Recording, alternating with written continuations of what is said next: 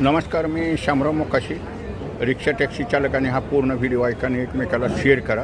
Video ऐकत राहायचं आणि शेअर करायचं, जेणेकरून कायद्याची माहिती मिळेल. रिक्षा टॅक्सीची परमिट ज्यांना काढायची आहेत त्यांनी RTOमध्ये काढा, जाऊन परमिट मिळतात. काय कुठली बंद झालेली नाहीत. आणि जास्तीत जास्त आपणाला काळ्या पिवळ्या टॅक्सीची परमिट प्रत्येकानं काढा. की ओला कोला उबेर कुबेर हे बेकायदेशीरच आहेत, पण रिक्षा टॅक्सी हा स्थानिकांचा स्वयंरोजगार आहे. व्हिडिओ जास्तीत जास्त शेअर करा. आणि धर्मवीर आनंद दिघे साहेब कल्याणकारी मंडळ हे चालू झालेलं आहे.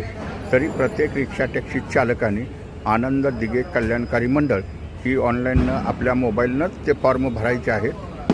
तुम्हाला 500 रुपये फाउंडर फी भरावी लागते आणि 300 रुपये वार्षिक वर्गणी असे 800 रुपये भरावे लागतात. तुम्हाला 13 योजनातून लाभ मिळेल. हे मात्र रिक्षावाल्यांनी ध्यानात ठेवा.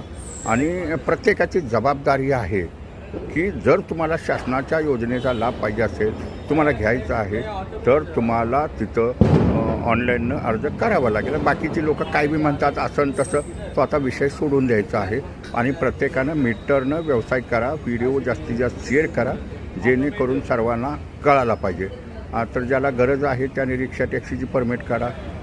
ज्यांना तात्काळ त्यांनी रिक्षा टॅक्सी चालकांनी आनंद दिघे कल्याणकारी मंडळाच्या ऑनलाईनवर अर्ज भरा.